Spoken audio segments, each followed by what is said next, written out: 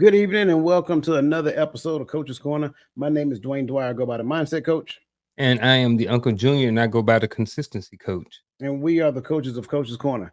As always, listen, I want to make sure I put it out there first. If you came here and once we're done, you're just going to sit on the couch and flip the remote, go get you some pizza, some beer, and all that other great stuff, this is not the place for you. But listen, if you are looking to make lasting change, not only in your life, but in the life of the people that are surrounding you, if you're looking to add impact and value to other people's lives and their environments, then this is exactly where you need to be. In fact, I'll say it like this: you're in the right place at the right time. So that being said, I want to make sure that I extend a warm welcome to everybody out there in the airways and the byways and the highways and any kind of ways out there, because we appreciate you guys being here. You are valued, and we appreciate coming to you every week. So before I go too far, man, let me speak to my brother, man, and check on him and see how he's doing. So the Uncle Junior, the consistency coach, how are you doing, my friend? And your brother is doing well. Um, life sometimes makes adjustments, and then we have to move a certain direction for a little bit. But sometimes once we get back on track, it makes things just seem a lot better. You know what I mean? And so I'm thankful and I'm grateful. You Yeah. know, for for everything, even for like the little stuff that we don't even think about. I remember when we were young, and going to church, people talk about, I thank God for the activity of my limbs. And, Mm. it wasn't until I got older, well, I realized that, yeah, some people may have just been saying that, but the ability to be able to move your fingers and your toes is not something that we should necessarily take for granted.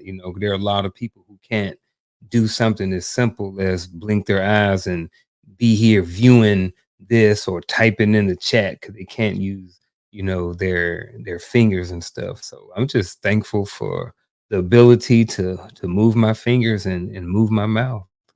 Man, let me tell you something. If that is any indication on what this show is going to be like, this show is going to be on fire. I'm telling you right now. Because I mean, that's a home run before we even got to the first talking point for the day. Hmm. Like, it's amazing how often we just take the little things for granted. And I was Hmm. having a talk with somebody earlier today. I can't even remember how I got in the conversation, but it's like everything is good, but then you find this one thing that you want to complain about. This one thing. I'm like, Hmm. why complain about that one thing when all of this goodness is available to appreciate? So spend Hmm. time appreciating the things that happened that were good instead of finding this one sliver of doubt and then focusing all of your energy there. So man, that was so good. Thank you for sharing that, man. That Yeah, was man. good. Um, Perspective. yeah, absolutely. I love that. I love that. There are people right now who there's somebody right now that's laying in a nursing home in a soggy diaper and has been there for a couple of days, and no one's going to come and check on them for another day or two. And Yeah. that's the reality of it. That's someone's life right now. And everybody who's watching this right now, this is not our life. So the small thing, we just did a show recently, not too long ago, about micro adjustments, even being appreciative of the micro things that happen and that go on in our life is very important, very insightful sometimes when you think about it. Look at man, I feel like I need to find a donation plate and just pass it around right now. Yeah, hey, donate, and then we'll be able to find a nice charity or somebody to give it to. Absolutely, absolutely, man. That was good, bro. That was good. Um, I I really don't want to change from where you are right now. Man, I'll figure out a way. Here's how we can segue back into it. We're Okay. talking about preventing burnout.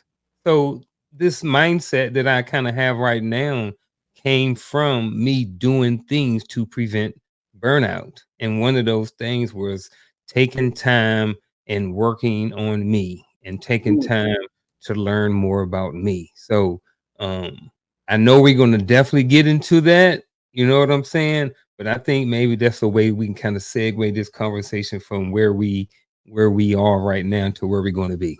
you know what? Expertly done, my friend, and I greatly appreciate it. And trust me, I mean, what I was saying is that I didn't really want to, but I mean, we do Yeah, have a show to do. But yeah. I, And we can stay here too. I love spending time talking about appreciation. But we're gonna give them what they want, right? Yeah. We're gonna dedicate a whole show to just talking about, you know, how to implement more appreciation into your everyday life. So I think it's a good plan moving forward. Yeah. Yes. There you go. But listen, Yeah. started, I want to make sure that we acknowledge the livest chat on any social media platform. So listen, we want to appreciate you guys and we value you guys for being here every week. And listen, you are a valued part of the show. So by all means, continue to add value, continue to put your information and your perspectives in the chat. Also, I don't do this too often, but listen, Coach's Corner Gears in. Look in the chats and do not, let me say this first. Do not limit yourself to what you're seeing. You got to click on the images and it opens up the website. Then you get to select different colors. You get to select different styles. We're going to continue to come up with different types of different brand types. So again, go ahead and jump in there. Get your Coach's Corner gear. I'm trying to see all y'all walking down the street with Coach's Corner gear, Coach's Corner hat, Yeah. Coach's Yeah. Corner mugs, backpacks, all that stuff. So Yeah. we're putting Coaches it out on there the beards. Coaches on the beards. I You know love what it. I'm saying? Yeah. I Salt love and it. pepper beards. You know what? That gave me another idea for an emblem. Just throwing that out there. Just throwing Hmm. that out there. So All look here, right. man. We're gonna get this party started, and I think you're going to enjoy what we have in store. Do you ever feel overwhelmed by the demands of your workplace, relationships, or family life and wonder how to maintain your productivity without burnout? If this sounds familiar or resonates with your experiences or the experiences of someone that you know, love, and care about, you're not alone. In today's fast paced world, balancing high performance and well being is a challenge that many of us must face. But don't worry, we got some answers for you today. In this episode of Coach's Corner, we'll explore practical strategies to optimize your output while preventing burnout. This panel of certified coaches will share invaluable insights and tips to help you stay productive and healthy. From identifying early signs to burnout to mastering your behavior and time, setting boundaries, and building a support system, this video is packed with actionable advice. So join us as we guide you towards achieving sustainable success in every aspect of your life. Now, that being said, brother, I love the way you started this show off because you were kind of giving us your example on what you've done and things of that nature to kind of help prevent burnout. But I want to kind of get down to the crux of it because I don't want to, I don't want to, discredit anybody else's understanding or whatever the case may be. So, in your own words, how would you describe burnout? I wrote down 4 words, and one of them is consistent. Mm. Um, exhaustion from consistent stress. That's my 4-word definition. And what I mean by that is when you're exhausted, right? From stress after stress after stress after stress. One of the things that I see, I'm an educator. So one of the things that I see on a regular basis is called teacher burnout. And what they would do is they would go hard, hard, hard, hard, hard, right? Inputting, working hard, staying late, grading papers, researching, getting the best materials and the best information to be able to help students, working late night hours, coming in early, meetings, planning events, all of the above, going home, taking care of their families and stuff like that, day in and day out, day in and day out, over and over and over for weeks and weeks and months. And then what happens is they are like, they get stressed out, and then signs of stress start happening and you start seeing repeated stress over and over and over, and then they become exhausted, and how that looks, it looks different. I know we're gonna get into it, but that's kind of where I want to start with this. And I'll say a 4-word definition of exhaustion from consistent stress. Man, I mean, if this was baseball, you just hit a home run, bro. Like that very simplified definition really kind of sums it up, I believe, in my opinion. Because I think when we kind of reflect on it and, not to go back into that, I will go with when the pandemic was at its peak. One of the things that was of concern, and it wasn't to a lot of our awareness. But one of the things that was a major concern is the burnout that the medical field was experiencing. Think about it: constant, day Hmm. in, day out, seeing the same thing. Sickness after sickness. Person losing their life consistently, things of that nature. And it's like there is no way out. You know what I'm saying? Like this thing was not letting up. It was like all gas, no brakes. And in Hmm. their mind, it's not only just the consistency of it within the workspace, but then they're going home and they got to process it. And by the time they get to the point of even beginning to process it and come to some sort of resolve in their own head, it's time to get up and get back at it again. So it's a very consistent, prolonged stress to where you get to the point to where you almost get numb, right? And that becomes part of the concern to where you start behaving and maneuvering in space to where you seem more robotic, and then you lose this thing that they call empathy a lot of times. And we've seen it when you've looked at deployments, right?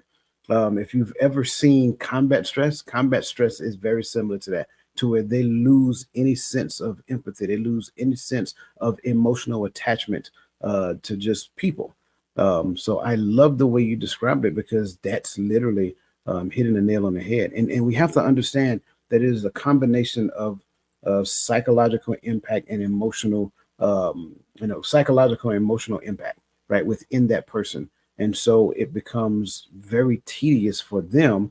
And then they have to find a way to, still do the job, but how do I do the job and don't become overwhelmed at the same time? So that's just kind of Yeah. like my thoughts on it, man. You like you had Yeah. something with that. No, man, I'm just listening. I liked exactly what you were saying as well. So I was definitely listening. I remember, being stressed out doing those deployments. You got problems going on back home. And, back when we were deploying, there wasn't cell phones and different things like that, not to the level that they are right now. So if you got a problem going on back home, you can't deal with it. Something going on with your child in school, you can't do anything. You can't go to the school and have a conversation with the teacher. You might be 13 hours away, Mm, 13, time zones away. And then you're limited on the connectivity and the time. So um, those things cause stress when you are anybody who has a family, especially if you're a leader in your home and you have things that go on in your family and you can't do anything about it, that causes a certain level of stress. And then as you talk about the things that we have to deal with at work as well, and then you have burnout, and then along with the stress, along with everything else. So definitely can understand and relate to your talking point. absolutely, absolutely. And a lot of times we may not know that a person is experiencing this. We just think that they're disconnected. They're disjointed from everybody else. But that might be the way that they're dealing with and are coping with it. So what I kind of want to do is kind of continue along this path because I think now with that, I mean that superb definition that you gave, I think as we transition into this, where we start identifying some subtle physical and emotional signs that might indicate someone is beginning to experience burnout, and getting to the point to where we can identify or differentiate between burnout and stress, I think that becomes a very unique thing. So, in your opinion, and by all means, you feel free to use your past military experience or what have you, right? Because I think because both of us deployed, and so this is something that is near and dear to our heart. So, in your opinion, like what are some subtle physical and emotional signs that might indicate someone is beginning to experience burnout? One could be just not caring, having a not caring type of attitude. Just like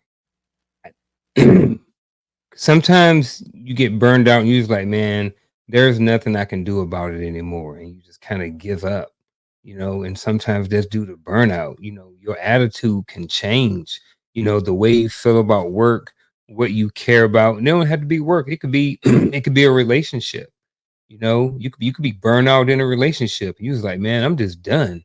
I'm stressed. I cannot take it anymore. I'm ready to give up you know and so I think that having that mindset or that thought process of wanting to give up or wanting to quit on something is one of the emotional signs that can indicate someone is experiencing burnout. And then I think how they're different than stress is stress is is not necessarily a bad thing. Stress can be healthy. A certain amount of stress, I think, is healthy for everybody. I think it helps create a certain layer of resiliency in our life. And I think it helps us grow sometimes. And it also gives us opportunities to learn. But I think that stress, when it becomes burnout, sometimes is when it starts rearing its head as something negative. Now there's negative things to start to happen because of the stress, right? So I'm stressed out, I'm tired from work, but I'm still coming in and I'm doing my job to the best of my ability. Yeah, Now I'm burned out. I'm just like, man, I'm coming in, I'm still doing my job, but man, I'm hey, look, this all I'm giving them, and that's it. You know yeah. what I mean? And then after a while, after that, like, man, you coming in every day, you just like, man, I, look, they lucky I'm in the building. And then later on, you do that, and then you coming into work, and you just like, man, look, your smoke breaks getting longer. You're spending more time on the phone. You're taking more breaks. You're talking to more people. Your work quality has diminished some. So I think when negative things start to happen, I think that's how you start determining what's the difference between like stress and what is actually burnout. You know what?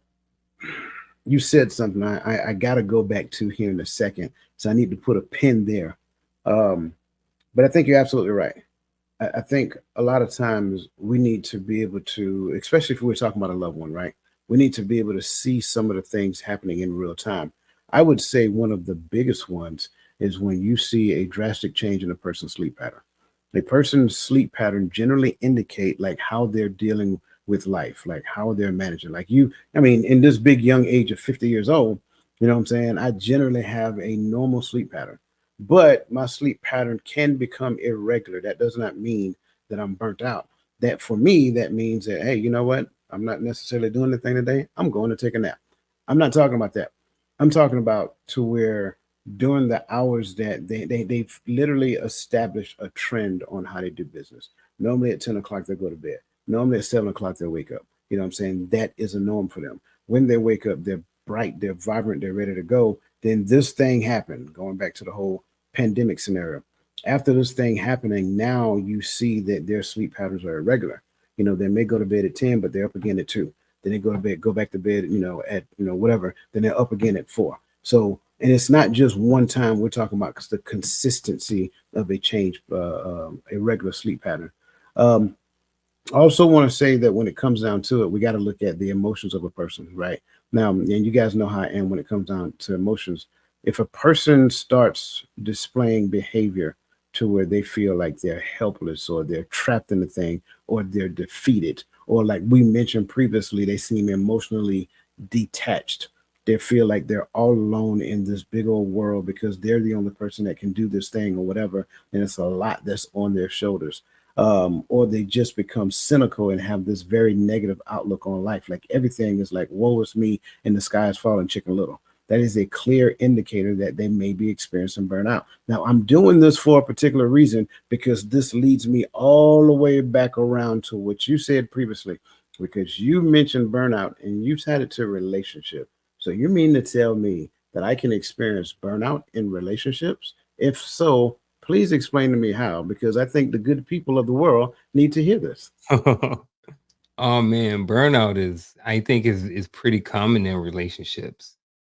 I think is you can kind of equate it to a job. So we go to a job, and when we first go on a job, just like when we first get in a relationship, before we get that job, we got all our clothes out, we got up early, we had our breakfast ready in the morning, make sure we did our hair, had a haircut, all of those different things. Then slowly after time, the job kind of got stale. We kind of got used to it. Show up to work a little later, blah, blah, blah. We stopped putting all of that emphasis on going to work. The same thing happens in relationships. We start off, smelling good, going on dates, you know what I mean? Putting time into the relationship. And then after a while we stop, right? And then life happens and the stressors happens. And then we stop putting and inputting into the relationship and inputting into ourselves. And then what happens is we no longer are taking care of ourselves anymore. Now we're taking care of the kids. We're putting so much time into our job. We're burnt out from that. We're stressed out with that. We may have money situations. We may have other relationship issues with our siblings or with our parents. We may have an elderly parent. We may have a sickly child. So the combination of life and being in that relationship at the same time, especially if in the relationship you're not getting your needs met, you know what I mean, whatever those needs may be, you know what I'm saying. So I think after a while we start going through the motions of stuff and we just start getting burned out. Things are not what they used to be, and the stressors of just being in a relationship and dealing with a whole nother person, and then life and jobs and everything else can cause burnout. Man, listen, if you guys are not taking notes what this brother is talking about right now, I advise you to start picking up your pen and get to scribbling, because he is spot on. Like, I can't articulate it enough. Like, when these things start happening, when you start looking at what your responsibilities are at work and what your responsibilities are at home, when you start doing the balancing that, because let's just be completely transparent. I want my home to be comfortable. I don't want to come home to a high stress, high chaotic environment. Well, those are some of the things that actually lead to burnout.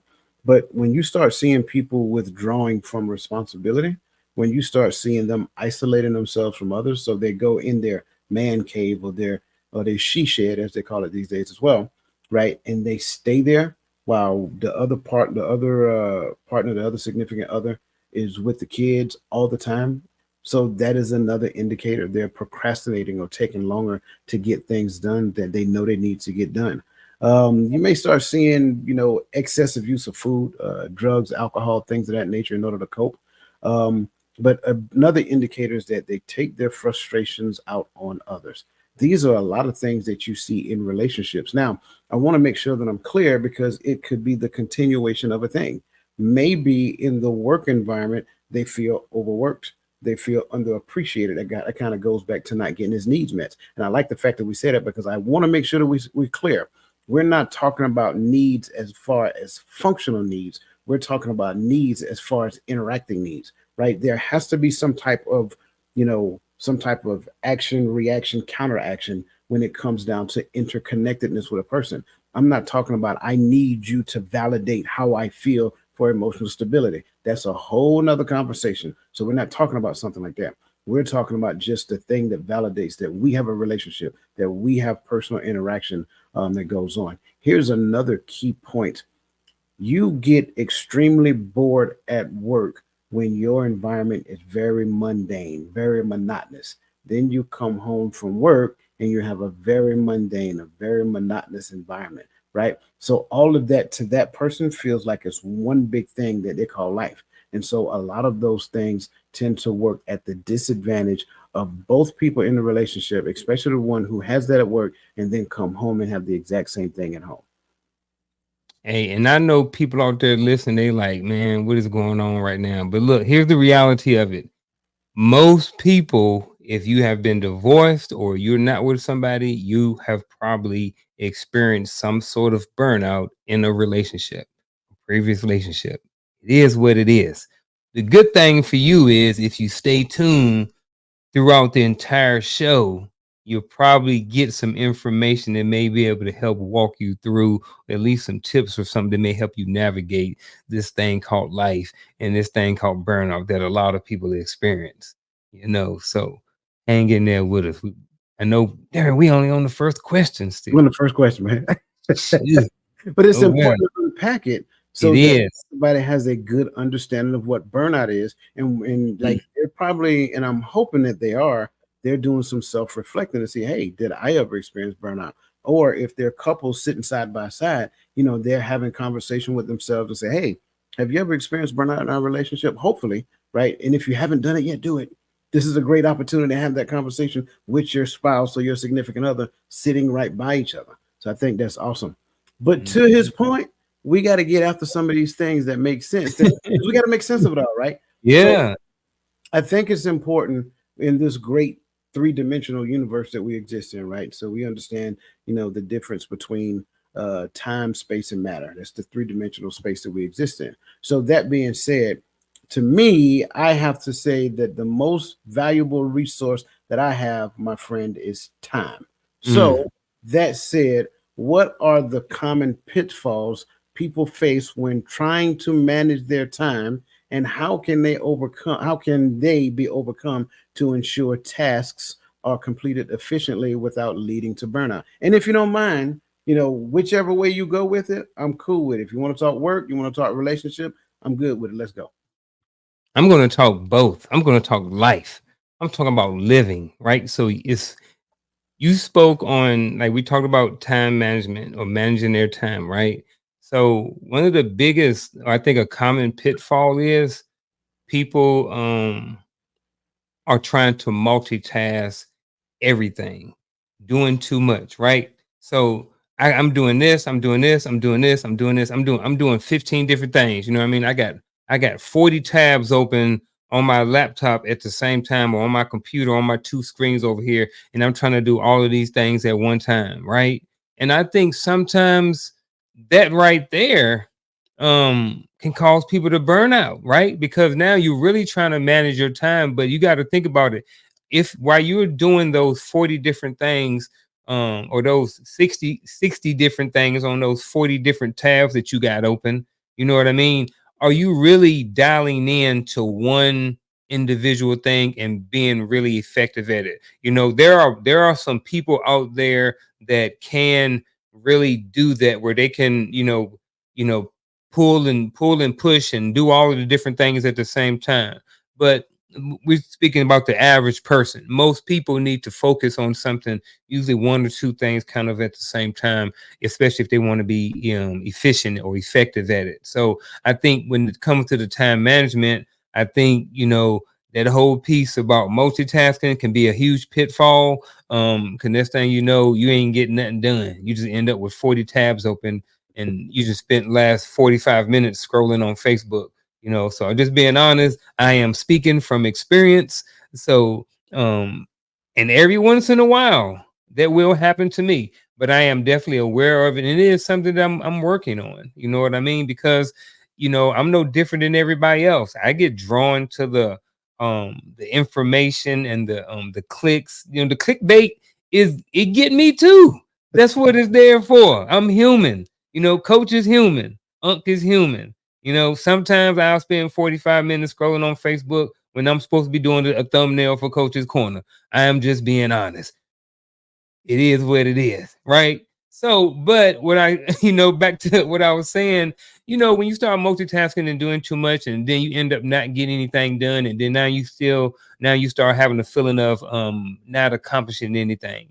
And then now you can start feeling burnout and overwhelmed and different things like that. So the common pitfall that I'm going to talk about, that I was speaking of, just to keep it one word, is what was the word? Multitasking. Yeah. Multitasking. So I'm glad you threw yourself out there, because I thought you was talking about me at first, man. Listen, No, I man. to you, I got two screens for a reason. Me On too. each screen, it's not foreign for me to have 5 to 6 tabs open in one screen. How many And you got open right now? I got 5 on the screen. How many on the other one? just the one on this one. That's it. All right, so I got one on this one. I got 1, 2, 3, 4, 5 on the other one. See what I'm So saying? yeah, But I this got is Facebook, YouTube, my notes, and 2 different emails, my Yahoo and my Gmail, yes, and I do then this one. pretty much the same things. I got YouTube, Gmail, Facebook, LinkedIn, stuff like that. And we ain't even talk about the notifications that we got on our phone. Mm-mm. But here's the interesting part that I wanted to add to what you're saying, Mhm. because sometimes I find myself, I'm working on something in one tab on one screen, and then I get a thought, and I look back to this screen and I say, "Oh, I got to do this." So I stop this one, go over here and do this one and do that. Right? Then I knock that one out. Then I go back to what I'm doing, and then I remember I started something 2 hours ago that I need to finish before the end of the day. This is the world that we live in. Like, if we're completely transparent and honest with ourselves, I think everybody does that, because multitasking is cool. It is a way of life. And I've been saying this for quite some time. We don't really multitask. What we do is we switch our brains off and on for these individual tasks that we're working on. We only think that we're multitasking because we have the ability to do more than one thing at a time. But it's not that we're multitasking, we're constantly switching on and off. And I say it like this: if I am spreading myself this many, like ten tasks I'm doing at one time, if I am spreading myself on 10 tasks that I'm working on all at the same time, which one of them I'm really doing good, I'm doing well at? Like which one, like imagine how much better I would be if I focus all of my energy on one thing at a time. And so I'm gonna spin off of yours was multitasking, mine is prioritization. Because I don't think we establish priorities. Therefore, we have 10 different things that we're working on. Well, which one of these 10 are important? And a lot of times we don't clearly define that. And because we don't define it, all 10 of them is pulling for our time. And so your brain, because you haven't said, hey, brain, this one is the most important, this one is the most important, and this one is the most important. Therefore, these are going to be the only three I'm going to touch today. I'm not touching anything else. So now the brain says, okay, out of these three, which one is the most important? The one in the middle. Okay, cool. That's the one I'm doing first, even though it takes the longest, but I get more value out of this one thing that I'm doing right here. And so I think the pitfall of not establishing priorities, because we like to talk time management, right? And really, in my opinion, there is no such thing as time management because I don't own time. And since I don't own time, it's impossible for me to manage a thing that I don't own. I don't own. But what I do own are my priorities. And if I establish priorities, therefore it tells me what I need to do in time. And so I love the fact that you brought in multitasking because I'm guilty. And then in conjunction with multitasking, I will raise you priorities because I don't think we do a very good job with priorities. I agree with that. I be all over these tabs, man. I be the same way. I'm like, man, I need this YouTube. Man, I've had like, especially like when you like uploading videos on YouTube, creating videos and stuff. Man, I might have like 5 YouTube tabs open at the same time. Yeah. Now, I want to add because I mean, you work in the space, you work in the school system. Hmm. Um, and, I work in a school system, just not the traditional school system. Have you ever seen people who go to work and they'll bring their lunch to work? That gives them the excuse to sit behind their desk and eat lunch at work, and then they continue to work while they eat lunch. Am I talking about you, sir? I'm sorry. I apologize. Now go ahead, keep going. Let me finish telling my story. I'm guilty of it. So they're eating their lunch at their desk while working. I was going to ask, did you know anybody who do that? But I Yeah. guess you do. But how often or how common do you think that is? Oh, that's very common. Why do you Very think that common. is? Um, I think it's in a sense, sometimes it's culture. Mhm. Like, oh yeah, if you that hard worker, that hard working person is that person who works late, comes in early, and works through lunch, you know. Yeah. Um, Sometimes it's not possible. In most cases, I think it is. Mhm. Um, most jobs pay you to for that time. So, but I think some of it is just culture, and then I think some of it is just prioritization, and then some of the prioritization. But I will say I would think that there is a small percentage of it is that people are just trying to be more. Um, they're just trying to prioritize their time more.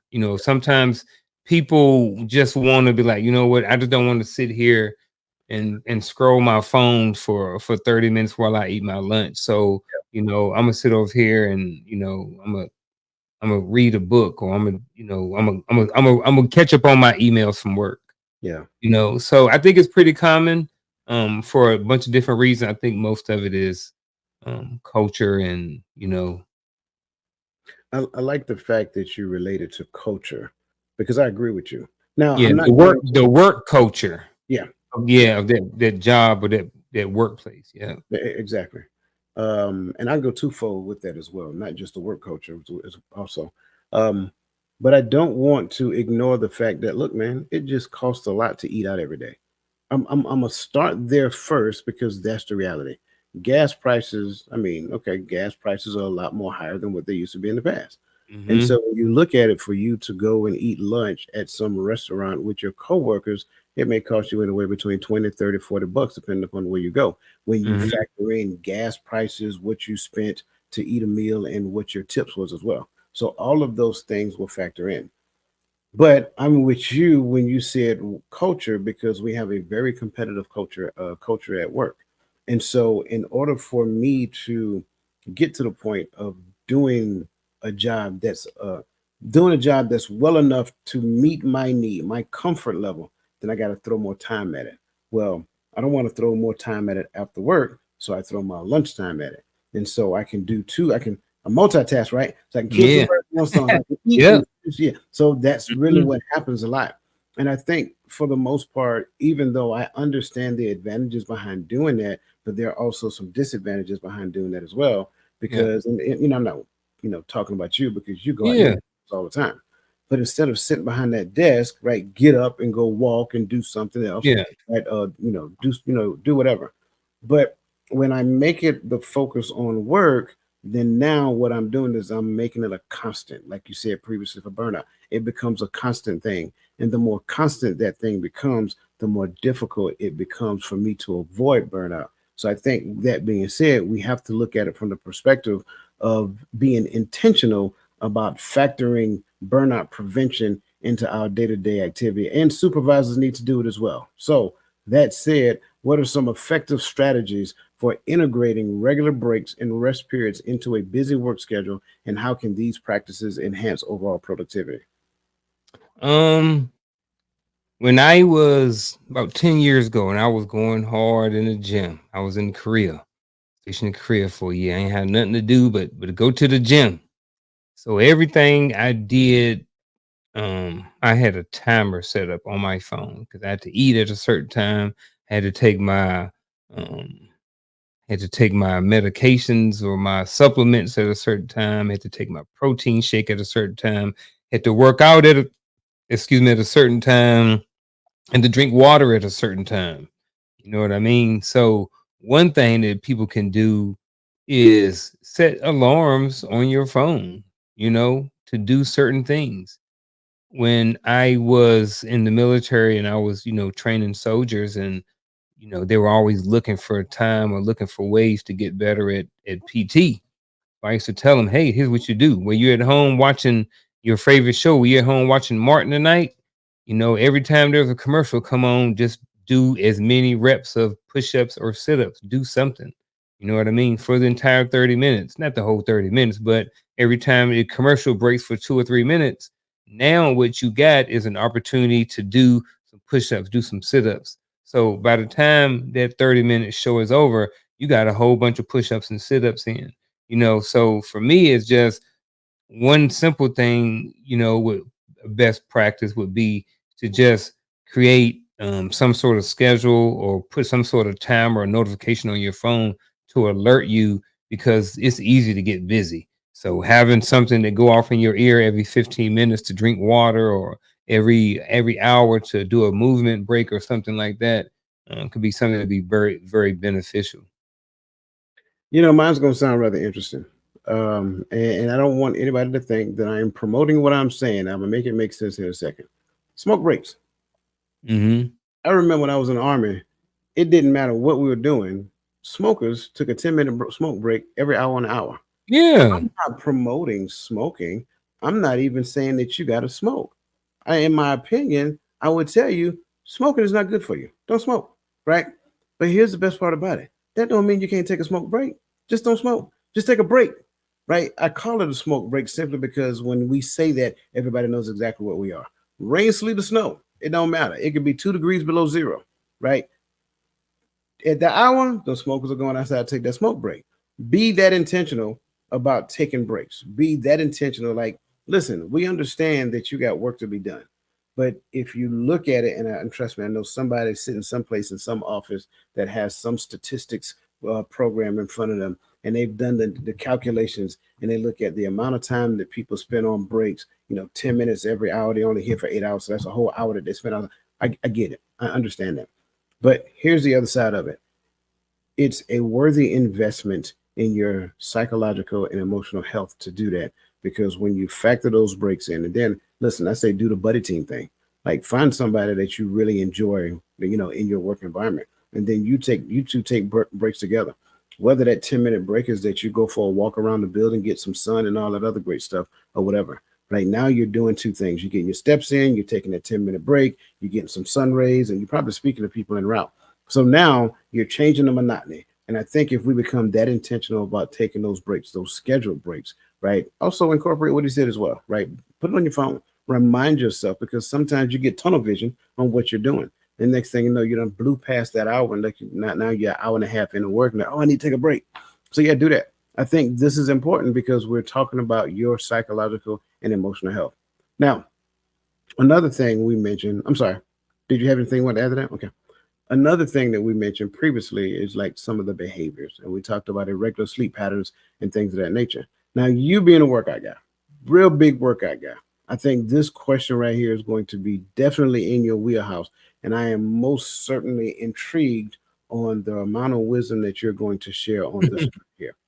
How does sleep, nutrition, and exercise contribute to the recovery and prevention of burnout? And what are some simple adjustments, right? Because, like you said, we just recently talked about micro adjustments, right? Mhm. What are some simple adjustments individuals can make to improve in these areas? Oh man, definitely in my wheelhouse right here. Um, our bodies. I like to look at our body as a vehicle, right? We are a vehicle. We are, and we can relate it to a car, right? So depending on how you treat your car is going to determine how effective it is. If you don't put air in the tire, if you put the wrong fuel in it, if you put the wrong fuel in the car, don't be surprised if you break down on the side of the road. If you don't do maintenance on it, if you let your tires get flat, um, whole bunch of stuff, right? Um, So if we look at our body, that's the same thing. The food we eat is the nutrition. That's the fuel that we put in our body, right? The sleep that we get, that's the opportunity for us to re-energize our battery. The exercise, what we do throughout the day to move our body, to keep our joints limber, to keep our heart fresh, to have a certain amount of ability to where if we are in some sort of danger, we can push a log off of us or be able to climb over a step or something like that, to have long life so we can spend time with our kids and our grandkids and be a good part of their life, and to all of those things, when you take an effort to when you get adequate sleep and when you make sure that your vehicle has been properly fueled up with the right fuel and different things like that, and you're exercising your body, then you're overall that amount of health and care that you're putting in yourself is going to help prevent some of those stressors. Someone who is in, more who has good health, they are usually not people that have a lot of stress in their life. It just helps combat those things. Um, Physical and mental health helps combat stress. And then can people make improvements in these areas? Just adding to a little bit at a time, micro adjustments, getting an extra hour of sleep, what I mean? Doing, going to bed a little bit earlier, watching something different than action movie or something that may calm your mind down before you go to sleep versus something that's, all over here. So your brain can calm down as long as your body and stuff like that. So you can get a good night's sleep. So all of these things help create a cocktail for your life. So if you drink it on a consistent basis, then it'll help with your overall burnout. You won't experience burnout as fast. And if you keep these things implemented in your life, you probably won't experience burnout at all, at least few and far between. Man, I love it. I love it. I like how you compared the human body to a vehicle because Mhm. if you take care of your vehicle, the life of your vehicle is extended. Your Yep. vehicle has longevity. The same thing applies to our body as well. So we got to look at the food that we put in our body. That's the fuel that your body needs to operate. Like, Hmm. you got to eat a well balanced meal. So we need to be consciously aware of what we're eating. We Yep. get there, we become more aware the older we get. But when we're younger, man, you're like a consumption machine, man. You thrown by Yeah. burgers, French fries, cola, all that other great stuff. You just throwing them back and not Yeah. even caring about any of that stuff. But when you get older, you start considering it. Like you got to eat the leafy green vegetables. You got to drink a lot of water. You got to have your fruits and fruits in there and all that other great stuff, because that becomes important for proper functionality. When it comes down to sleep, I know they recommend at least 8 hours of sleep, but it's far few and in between that I know anybody who actually gets it. But listen, I'm an advocate of a nap. Take a nap every chance you can. Listen, if you're not working that day, find a way to squeeze a nap in. I'm not talking about a real long nap. Get you about a 30, 45-minute nap. You'll be surprised how quick that recharges you during the time of the day. Now, I am also an advocate of exercise as well. I think, and I mean, we got terrible Terry Tate over there. I think for me, I think you have to have a goal in your mind. Are you trying to be a bodybuilder or are you trying to stay healthy? And I think what we do is you find where you are within the space of that spectrum. If I'm working to compete on stage, that's a whole different exercise routine than it is I'm just trying to stay healthy. Maybe me being healthy means that I get out there and don't get me wrong, I joke, but he gets out there, he does like 4, 5, anywhere between 4 to 10 miles in a day. And I don't think that's a bad thing. Me, I'm gonna crank it down a little bit. I might get by 2 miles in. You know what Yeah. I'm saying? And there's nothing wrong with that either. It's just where you are in that spectrum. But Yep. do something. That's the key. Do not live a sedimentary life where you sit behind the TV and just do that all the time. When you do that, then what you're doing is you're opening the door for things to attack you, and you're not necessarily be equipped or resilient enough to repel it. So that's what I'm saying. When you look at these three things combined together, good nutrition, proper amount of rest, and exercise, that gets you well postured for your day, especially if you elect to exercise before you go to work. I mean, there's a scientific principle behind that you get the proper chemicals flowing, and you're going to have a good day because that's what you're thinking. Now, all of this sounded like some advice that we would give somebody. You know what I'm Hmm. saying? If they came and sat down and said, "Coach, consistency coach, like what do I need to do? Help me with this. I'm struggling with this, like so forth and so on." So I would ask you, sir, how can mentorship and coaching play a role in preventing burnout, and what steps can individuals take to seek out and build these relationships effectively?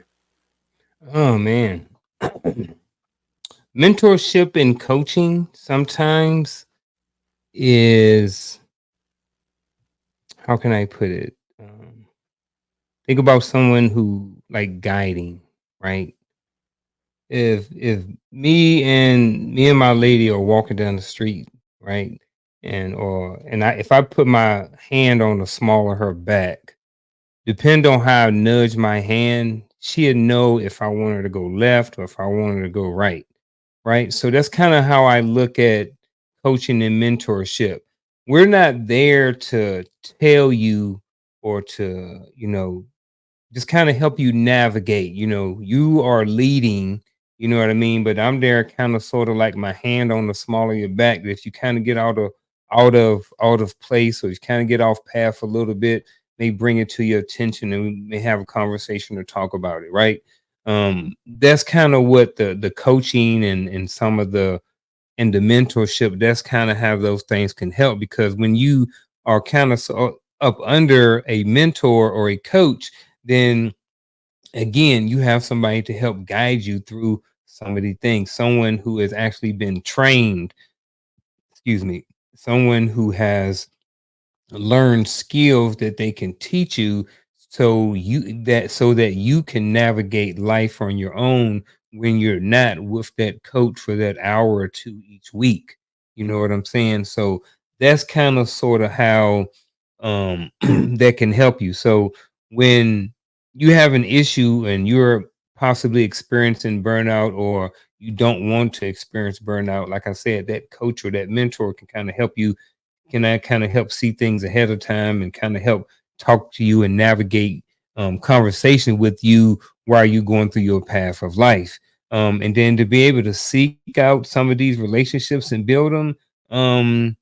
Sometimes you have to put yourself in the space where these people are. You know what I mean? Coach's Corner, Empower Perspective podcast. There are people on YouTube. There are people on Facebook. There are people on social media and the yellow pages. You know, if people still use the yellow pages, or on Google or somewhere like that. You know, search the internet for someone, and look at their resume and look at their history and see exactly what they have to offer. You know, I think that's one way. And then just kind of sort of being in spaces like me and Coach met through mutual friends. If you're a man out there or you're a young guy, start reaching out to your friends, see who's in contact with who.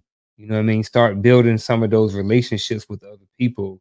And I think some of those things will help too. Man, that was so good.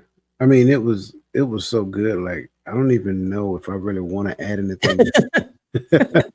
This is what I would say though. Um, you don't know what you don't know. I will start off with, Mhm. right. That's everybody. No one is exempt from that train of logic. But then I will add this as well. Everybody has blind spots. And so when you look at what I don't know and you look at the blind spots, then there are some things that I may be doing in my life that's not necessarily healthy, that is not necessarily moving the needle in the direction to where it's favorable for my life. And so when we look at mentorship, I kind of liken mentorship to like a biblical story where Moses was trying to do everything. And then Jethro, his father in law, asked him, "What is this thing that you're doing? It is not wise." He said, "I will give you counsel." And so in essence, he wasn't playing the role as a counselor. He was playing the role as a mentor because he had years and years of experience over what Moses was actually doing. And so, in that essence, a mentor is somebody who is more experienced in the thing that you are trying to do, more experienced in life, whatever the case may be. And generally, they help you by giving you ideas based upon their experience. Now, when it comes down to mentorship, again, the mentee generally asks for that particular mentor. The difference when it comes down to coaching is that we, like, Garfield said, we'll go along with you, right? We'll ask you, what are you trying to do? And then as you share whatever it is that you're trying to do, then we'll ask you questions so that you can get more well-rounded thought in relation to that thing. We're not telling you that what you're doing is wrong. We're asking you, had you considered everything in the particular essence when it comes down to what it is you want to do? And then in the midst of that conversation, once you start to expand, once your mindset blooms, then now you have about 7 different options that you can choose from, when in your mind in the beginning you probably only thought you had two. So I love the fact how coaching and mentorship works hand in hand for the good of the individual. Because a lot of times, like I've said before, there's a lot of us out there, when it comes down to the coaching practice. And I say people fall in 2 categories. You got those who know they need coaches and they work with coaches, and those who don't know they need coaches, but they still need coaches. That's just it. Look here, man. We got a surprise for everybody today. We got some more questions, but I think it's about time for us Uh, to train.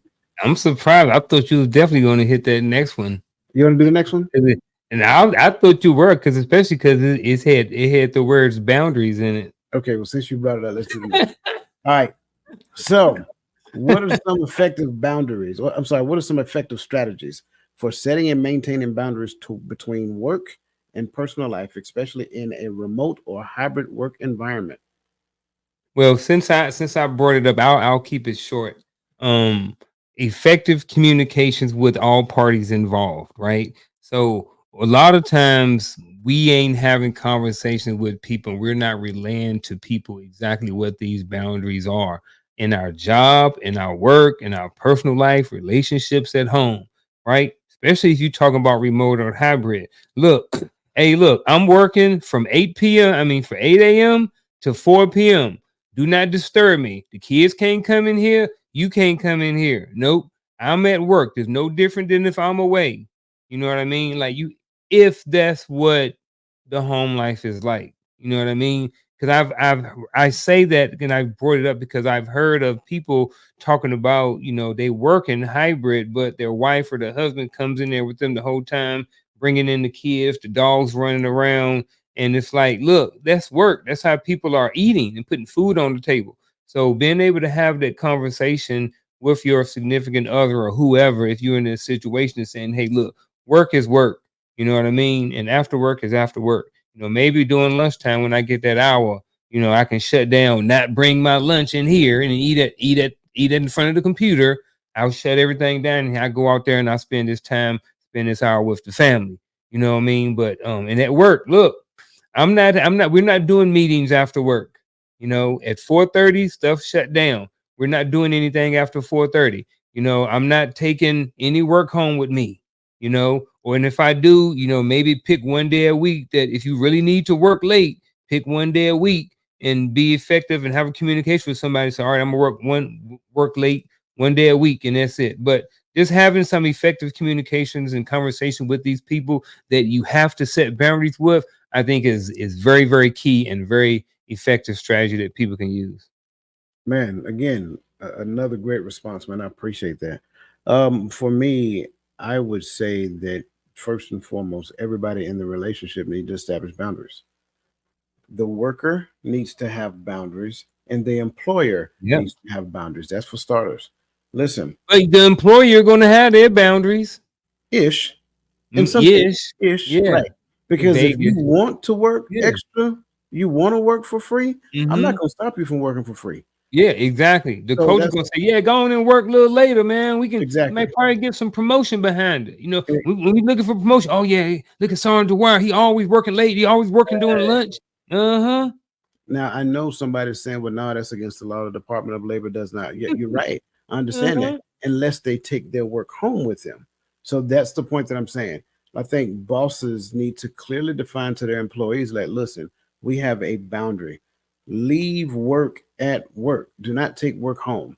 Go home, spend time with your family, enjoy your family life. Do not take work at home because Mhm. especially in your profession, bro. Like I know for Mhm. a fact that a lot of teachers take work home Yeah. because they don't have enough time in the day to do everything that they need to do. That's why they say Mhm. the teaching profession is one of the most underpaid professions there is. All of Mhm. them have to work at home. Yep. And I think it's essential because we look at boundaries, setting boundaries for us, but no, the employer needs to set boundaries as well. You need to understand, like, hey, all y'all gonna take breaks every hour and an hour. Yep. Y'all gonna go to lunch, right? I need for you to get from behind that desk. I need for you to stop looking at that computer, right? Non-negotiable. Exactly. All of you guys are going to take vacation time. Like, I got it. I can't tell you what to do with your money, but I recommend that you take vacation time. Simply, I mean, just do something. You, as an employee, you need to have boundaries as well. Well, your boss come to you and say, hey, Unc, I know you ain't on the schedule to work on Friday, but can Yeah. you come in? No. You know what I'm saying? Like it needs to be a Mhm. clear cut define because this is the thing that I believe. I believe a 5 day work week is one of the worst things that exists. I believe in the 4 day work week. I think 4 days for 10 hours a day is okay, right? Because now that gives you a 3 day weekend every week. Think about it, 3 day weekend every week. And I think the way it should be done is that you have some that work Monday through Thursday and some that work Tuesday through Friday. That way you have a balance. So you're getting 5 days a week out of your employees, Mhm. right? You're just not having everybody work 5 days a week. And then ever so often you alternate doing something special for your employees. I think those are the necessary boundaries that need to be established within the home. I love the fact that you talked about hybrid work at home. Listen, between this hour and this hour, I'm working. Do not cross that threshold. If you need data, send me an email. You know what Yep. I'm saying? If it's an Yep. emergency, that's different, right? Yeah. Send me a text message, send me an email. I respond on my break, right? But Mhm. maintain the same posture at home that you would if you were in the office. It should not be different. Here's the Yeah. best part about it: your employer is expecting you to do so. Yeah. They know good and well that you're not doing it. So make Yeah. sure that you set the boundaries, separate work life from home life. Do not try to make them interlace with one another. And then again, it's just essential. Once they establish, make sure that when you're asked to work on your day off, the answer becomes no. Because once you, hey, listen, once you violate that boundary one time, then trust me, you're going to be the go-to every time from that point going forward. So, man, Mhm. see, that's why I didn't want to go this because I know. this Dude, I'm glad we did. I'm I glad am we too. did. I am We too. needed to. And I hope people don't mind. Like Coach said, we got a special treat. I'm gonna let him talk about it. But we at the 1 hour mark. So stay with us for a few more minutes. We got Come on. something good, and we kind of want to get through it. So bear with us. Y'all hang on in there. Absolutely. So this week we're doing something different, like the consistency coach said, and we want your feedback once we're done. So we generally do the true or false, and we enjoy the true and false, and we love the feedback that you guys give us about the true and false. But we want to add a little something special to it. So this week we're going to introduce to you what we call the coach's choice. Now, you know what I'm saying? I like the background. We like where we're going with this. And so first and foremost, we're going to throw out a real brief scenario. Then you got a question, and then I want everybody in the chats to put your answer. Don't try to type the answer out, just put A, B, or C. Okay. So now, Sarah has been feeling unusually tired and emotionally drained despite getting enough sleep. She's starting to feel detached from her work and is easily irritated by her colleagues. The question is, which strategy would be most effective for Sarah to identify early signs of burnout?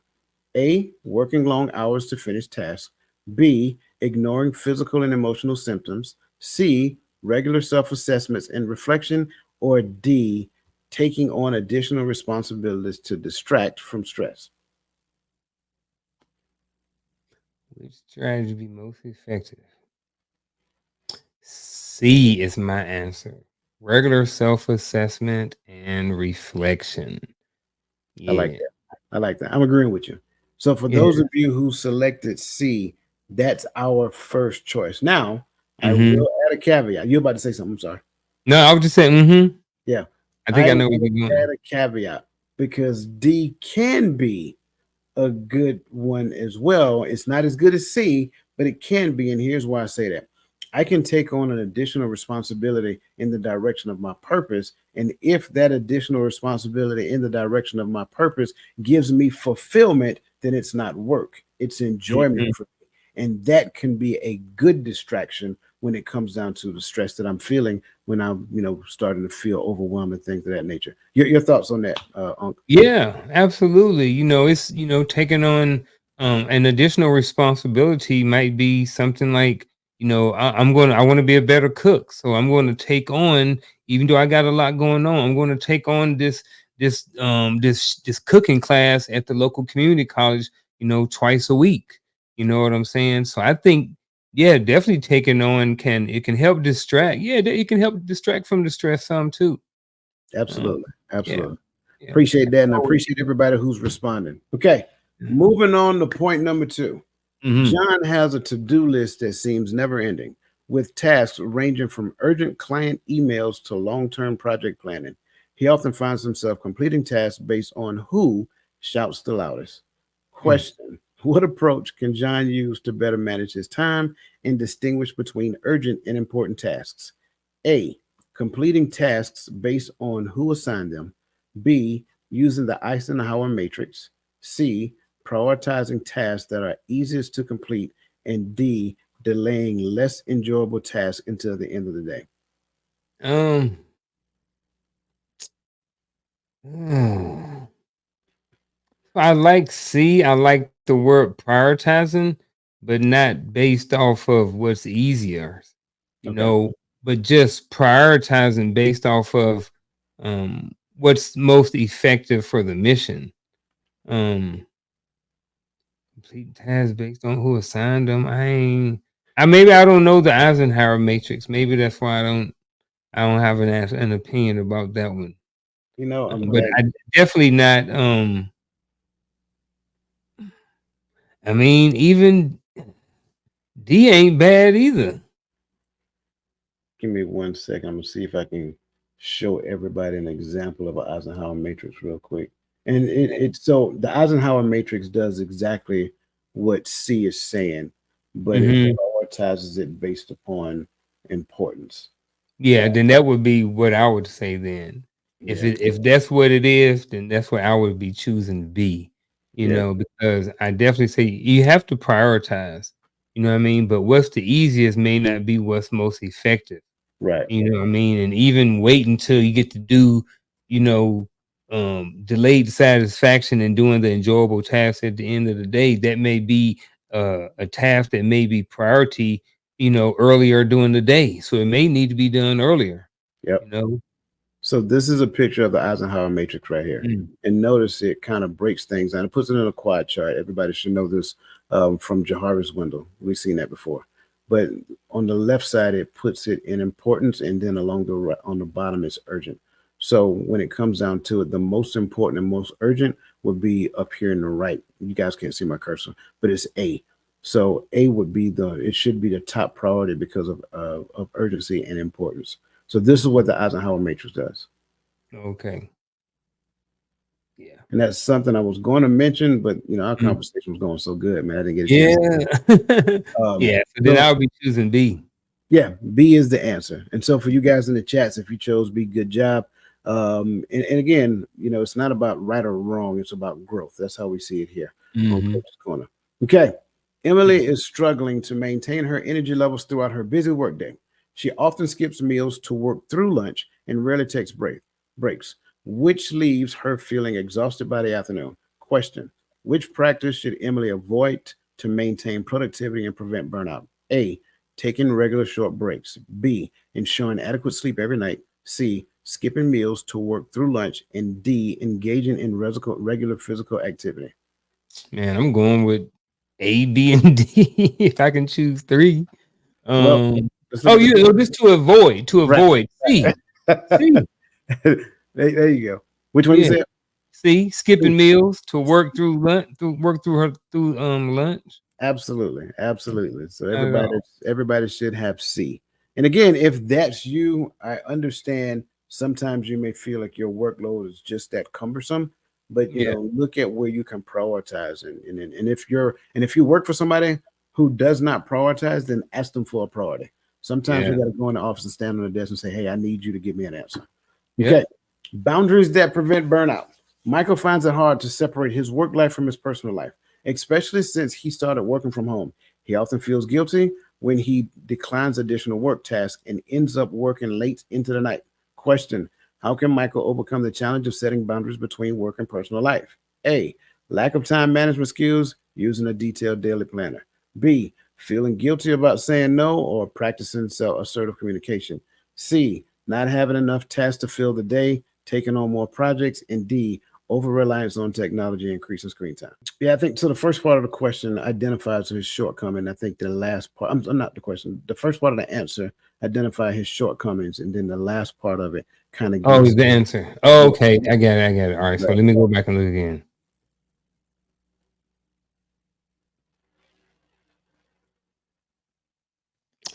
B. Um, Definitely. he need to have conversations. He's just been a wimp at work. He's just been a pushover. That's I Definitely. mean, I didn't mean it like that, but I did mean it like that at the same time. I'm not calling anybody a wimp. I'm talking about the behavior is a little soft, but I understand it may be for other reasons. Maybe he don't feel comfortable. Maybe the boss is not approachable or something like that. We're gonna have some of these conversations about doing all this extra work and stuff like this. Absolutely. So Bad news yeah, doesn't get better with time. The earlier yeah, we have the conversation, the sooner we can come to a resolution. yeah. I love it. I love it. Okay, this is our last one. Lisa works in a high stress environment and often feels overwhelmed by her responsibilities. She has a few close friends and a mentor who supports her during tough times. Question: what is a key benefit of Lisa's strong support system in helping her manage stress and avoid burnout? A. It reduces the need for self care practices. B. It provides emotional and practical support during challenging times. C. It allows you to delegate all your responsibilities. Or D. It eliminates the need for personal goal setting and time management. B, provides emotional and practical support during challenging times. Yeah, Absolutely, absolutely. B it is.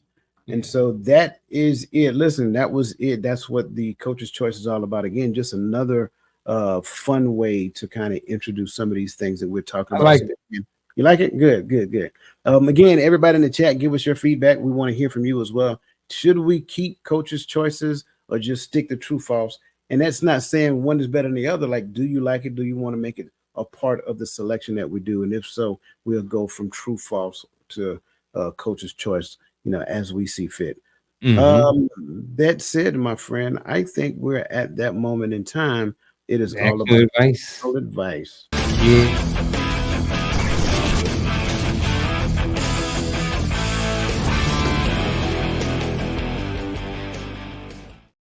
All right, who want to go first today? You and me. I go. I go. I'm keeping mine real short and sweet. All Okay. right. So we're talking about my actual advice is today we're talking about how to optimize output while preventing burnout. One of the big things that I've been using since I was a child, and that is getting my clothes out day ahead of time. Just preparing the day ahead for the next day. So you get up in the morning, you don't have to iron anything, you don't have to put something in the dryer to get the wrinkles out, because if you overslept and you already have everything already out laid out prepared, you're good to go. So it's kind of like a day, it's kind of like a built-in just in case kind of built-in insurance if you already got everything prepared the day before. So my actual advice for you is if you're not already doing this already, is get your clothes out for work the day before. That is it. Something very simple. Prepare yourself the day before for the next day. Man, I really do like that. Um, I am going to go with the support system route. If you are married, have a talk with your spouse. I mean, this is one of those things that is kind of without saying, but it's also, I believe, is warrant saying anyway. We need to look out for one another, right? You observe me. When you see me acting out of character, identify certain things. I need for you to bring it to my attention, right? Identify those things early. Don't wait. Ask if they're okay. Ask how they're feeling. Get that feedback. I think the issue for me right now, what I'm observing in this world, is that we have gotten so self centered and self focused that we've stopped showing any care and concern for other people. So have talk with people. I have talks with people that are in your close circle and ask them if they're okay. Sometimes you may have to share with them what you observe in their own character because, again, everybody has blind spots. They may not even know that they're doing it. So, again, communicate with one another. If you're not married, that's okay. You got a few close friends that you spend a little time with that can give you feedback on your behavior. I got one last point I want to add as well because I want to make sure that this is crystal clear. Establish clear boundaries between you and your job. Your job should not be an intimate part of your personal life. Your job and your personal life need to remain separate. So make sure that you establish the boundaries between you and your job. And that is my actual advice. Listen, man, I think this was another great show. Again, man, you was swinging for the fence from start to finish. So I love it, man. I appreciate all of your insight. Yeah, man, it was a great show, man. A lot of great talking points. I really enjoyed it. One of the good ones. And for everybody else, every Tuesday, 7 p.m., Coach's Corner, we're here live or either pre-recorded, and then on Friday night, the Empower Perspective podcast and the Hearts of Men podcast over on Coach's channel. Again, there's be some link to some merch in the description. And what else, man? Yeah, go get them shirts. Get the merch, man. That's what I'm Get the saying. Get the merch. merch. Gotta get the That merch. is, yeah, like go back and watch this video again. Like This was good. This this was was a good. good one. I want to listen. I want to go back and watch it myself. Yeah, In the meantime, this was a we good love one. you guys. You guys are the reason why we're here. But what we don't want to do is we don't want to keep you long. So that Mhm. being said, on behalf of my good friend, the Uncle Junior himself, the consistency coach, me, myself, Dwayne Dwyer, the mindset coach, we appreciate you. We value you guys. Have a blessed rest of your day and let the best version of yourself be a blessing to somebody else. And we will see you again next week on Coach's Corner.